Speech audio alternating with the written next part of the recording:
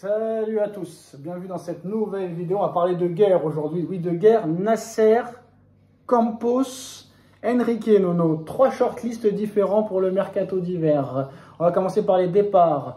Luis Enrique ne veut plus de Kolo Muani. Luis Enrique ne veut plus de Kimpembe. D'ailleurs, je ne sais même pas s'il sait qui c'est Kimpembe, vu que ça fait 2 ans qu'il est blessé. Et au début de sa blessure, c'était Galtier l'entraîneur. Donc je ne sais même pas si à l'entraînement, Luis Enrique sait qui est Kimpembe. Et le troisième, Milan Skriniar. Sauf que Skriniar a un salaire tellement énorme qu'il ne veut pas partir. Kolo Muani a un salaire tellement énorme qu'il ne veut pas partir. Bon, il y a l'Arabie Saoudite pour Skriniar et la Juventus de Turin peut-être. Tu peux faire une plus-value vu que ça a été acheté 0. Kimpembe pareil, hein, il est formé au club. Combien tu peux en tirer? 20, 25, 30. Encore faut-il qu'il les intéressés. Et pour finir, Kolo Muani. Kolo Muani, que fait-on de Kolo Muani? Apparemment, Monaco veut un prêt. On ne sait pas si c'est avec ou sans option d'achat. Est-ce qu'il faut renforcer un concurrent? Je ne sais pas. Après, pour les arrivées, les 3 ont des shortlists différents. Par exemple, Campos, lui, veut Gyökeres ou Osimhen. Alors que Enrique ne veut ni d'Osimhen, ni de Gyökeres. Il ne veut même pas de Ramos, Nono. Donc, qu'est-ce que tu veux lui amener, Gyökeres ou Osimhen? Sachant qu'apparemment, Enrique leur a dit, moi, si vous m'achetez des joueurs que je ne veux pas, ils ne joueront pas. Au moins, je vous préviens. Hein. Si vous balancez 80 millions sur un joueur que je ne veux pas, il ne jouera pas. Déjà que Ramos ne joue pas alors qu'il met 4 buts en 4 matchs, Nono, alors qu'il n'est pas titulaire. Pourquoi ramener encore un attaquant? Donc on verra si ces 3-là déjà sont vendus. Et il y a d'autres joueurs comme Isaac de Newcastle. Apparemment, il y a des discussions. Alors apparemment, la priorité d'Enrique, et c'est la seule chose où ils sont d'accord avec Campos, c'est Nico Williams, excusez-moi. Nico Williams, Paris serait prêt à payer la clause de 58 millions d'euros à Bilbao. Bon, c'est très bien. Encore faut-il que le joueur vienne. Il ne faut pas oublier que là-bas, il y a son frère qui joue. Il est très bien intégré là-bas. Il a refusé de partir l'été dernier. Bilbao est 4e du classement. Ils sont seulement à 4-5 points du premier, donc ils peuvent jouer le titre en Espagne. Tout est possible, hein, ça peut arriver un exploit. Donc c'est pas si évident que ça qu'ils viennent, hein, même si tu payes la clause libératoire. On a vu que Paris aussi est très intéressé. Apparemment, c'est Enrique qui est intéressé par un joueur qui s'appelle Duran. Ce n'est pas le boxeur que tu as connu, Nono, à l'époque, mais le joueur d'Aston Villa. Apparemment, un défenseur central. Donc, les 2 priorités de Luis Enrique se nomment Duran et Nico Williams. 2 dossiers très compliqués, sachant qu'Aston Villa, pour Duran, 60 millions d'euros, ça m'étonnerait qu'ils les mettent. Et pour Williams, 58 millions d'euros. Encore faut-il le convaincre de venir. Parce que la clause, tu peux la payer, mais encore convaincre le joueur, c'est autre chose, surtout quand ils font une grosse saison comme ça. Et lui, Campos, il veut que des joueurs que monsieur Luis Enrique ne veut pas. Et Nasser, lui, on ne sait pas réellement ce qu'il veut. À toi, Luno. Une séparation en vue. Ça y est, le grand amour est terminé. Bon, on l'a vu déjà à l'intersaison, au mercato d'été. Kolo Muani, Ramos, 90 plus 90, je m'excuse, j'exagère toujours un peu. C'est ça, c'est exactement ça. Ça fait 180, qui cire le banc. Chose que tu n'as jamais vue en Europe dans aucun club. N'oublie pas qu'Ougarté a joué le banc aussi, a fait le banc l'année dernière. Voilà. 60 millions qui a eu environ 60 millions. On va commencer par ça. Et Ougarté serait fini de la même façon. Je ne sais pas par quel miracle ils ont réussi à le vendre 60 millions. C'est un vrai miracle. Surtout qu'il est mauvais à Manchester. Voilà, miracle de chez miracle. Donc ça commence comme ça, 90, 180 et 60, on était déjà à 240 sur le banc. Bon, je veux bien que les fonds soient illimités, mais à un moment, le prince là-haut, il va dire, les gars, vous êtes bien gentils. Ougarté a été revendu aux mêmes sommes. Donc, Oui, d'accord, mais un miracle, comme tu as dit. Mais il y a un moment, le prince là-haut, il va leur dire, soyez gentils, ça a beau être illimité, mais faut quand même travailler convenablement. Bon, là, à mon avis, tu as une séparation en vue entre les deux. Bon, voilà, hein, les renforts de Campos ne plaisent pas à Luis Enrique, ceux d'Enrique ne plaisent pas à Campos, et il y a Nasser qui se mêle au milieu. Mais Nasser, pourquoi il se mêle au milieu? Parce qu'il se dit, je mets 90 sur Kolo Muani, il joue pas. C'est lui qui l'a voulu. Enrique n'en voulait pas. Et voilà. Et je mets, je sais pas combien, je sais pas si c'est lui qui a voulu Ramos, je mets 90 sur Ramos. Non, Ramos, c'est Campos. Campos. Donc, mais je dis quand même, malgré tout, l'avant-centre, on l'a. Apparemment, Enrique n'en veut pas non plus, malgré qu'il marque.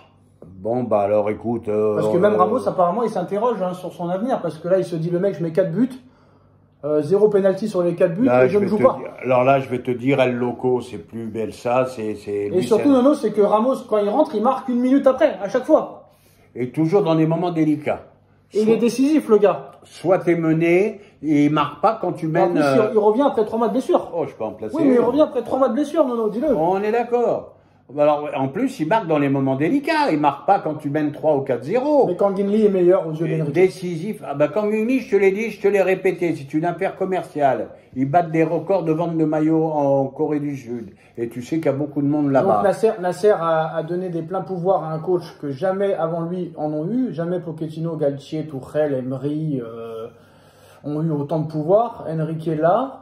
Est-ce que Nasser va écouter plus Enrique que Campos, sachant que Campos est en fin de contrat? On sait qu'il y a eu des tensions entre Campos et Nasser à l'époque Galtier et aussi à l'époque, à l'époque l'année dernière. Est-ce que, qu'est-ce qu'il va faire Monsieur Nasser? Est-ce qu'il va attendre la fin de contrat de Campos pour qu'il parte et dire à Enrique, vas-y, donne-moi les joueurs que tu veux, je vais voir si je peux faire quelque chose. Moi, je sais pas imiter comme toi, mais Nasser, il va dire, bon, le meilleur entraîneur du monde, c'est le meilleur, il est fantastique. Donc il va écouter Luis Enrique. Donc, à mon avis, le grand patron du PSG aujourd'hui, c'est Luis Enrique. À mon avis, Campos va sauter, je vais pas pleurer. Il a fait énormément d'erreurs. Je vois pas un transfert ultra satisfaisant. Ramos, à peu près. Parce qu'il a pas vraiment joué, Ramos. À peu près. Ramos. Mais je vois rien d'autre de vraiment ultra. Il s'est trompé sur Skriniar. Il s'est trompé sur Ugarte. Il se trompe pas sur Ramos, mais c'est pas encore un titulaire en puissance. On ça en point d'interrogation. Il y a eu quoi d'autre? Kanginli, c'est Enrique. Barcola, c'est Enrique. Colomwani, c'est Nasser, donc on peut pas critiquer Campos. Qu'est-ce qu'il y a eu encore sous Campos? Neves, c'est Campos, mais en accord avec Enrique. Donc Neves, c'est tout. Neves, oui, Ramos. Mais Neves, c'est une promesse. Neves, on ne sait pas ce que ça va donner. C'est une promesse, il a 20 piges. Bon, on va en revenir maintenant au cas Nico Williams. Bon là, lui, celui-là, il fallait le chercher en cours. Hein. Oui, mais s'il veut pas venir. Alors là, s'il veut c'est ça le problème. Ben, s'il veut pas venir, tu sais très bien, tu me le dis souvent, Neymar voulait pas venir, mais s'il voulait pas venir, machin voulait pas venir. Non, mais ça, c'est pas pareil. Là, tu as un joueur quand même qui est dans un confort exceptionnel.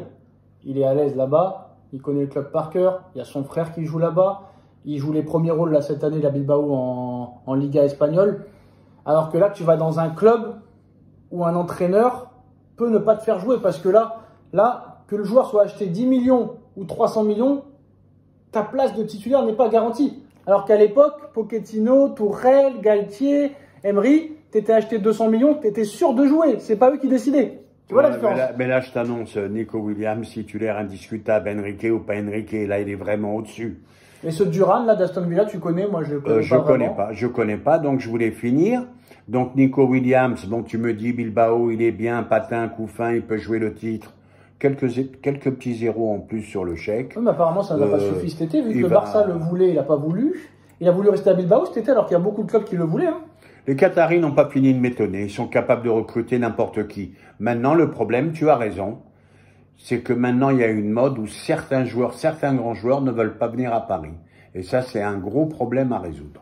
Mais surtout que depuis que la place des grands transferts n'est pas sûre à 100%. Donc, voilà. Gyökeres, Osimhen, Duran, Isaac, non plus. Hein. Isaac, c'est un attaquant pur ou un ailier attaquant? Isaac, il n'a pas des stats fabuleuses. C'est pas mal cette année quand même. Hein. Oui, pas mal, mais je vais te dire franchement, je ne l'ai pas vu beaucoup, donc je ne peux pas porter un jugement définitif. Il paraît que c'est un tout bon, mais faut voir, hein. Eh ben, écoute, Colomwani, malgré tout ce qu'on disait, ben, c'est quand même l'avancante titulaire de l'équipe de France. Regarde où on en est. Hein, il y a quand même une petite responsabilité de Luis Enrique au sujet de Colomwani. Je pense qu'il l'a tué. Bon, ben Ramos, très gentil garçon. Moi, je suis lui, j'arrête. Hein. Je vais voir ses conseillers et je lui dis faites quelque chose. Même en prépayant, mais faites quelque chose. J'arrête. Rentrez à la 80, à la 75e. Non, il mérite mieux que ça. Le pire, c'est qu'il marque tout le temps, chaque fois. Ce qui prouve qu'il a une mentalité exceptionnelle. Dans un laps de temps, en plus de ça, très minime. Eh ben, c'est ce que je viens de te dire. 2 minutes contre Monaco, il marque. 1 minute après Lens, il marque. Le mec, il a jamais été titulaire, il marque. 4 matchs, 4 buts. Et il revient de blessure. Donc, je peux te dire qu'il a un mental, celui-là. D'acier. exceptionnel. Et surtout qu'il a eu des problèmes quand il arrive au PSG. Il paraît qu'il avait des gastro qui duraient des mois et des mois. Il a perdu du poids et le mec, non, il est courageux. Donc on verra, mais bon, il faut que Enrique lui donne confiance. Donc on verra, hein, le mercato c'est dans 6 jours. Il y a 2 matchs de Ligue des Champions entre le mercato, donc le 22 contre City, le 29 contre Stuttgart. Ça va être chaud.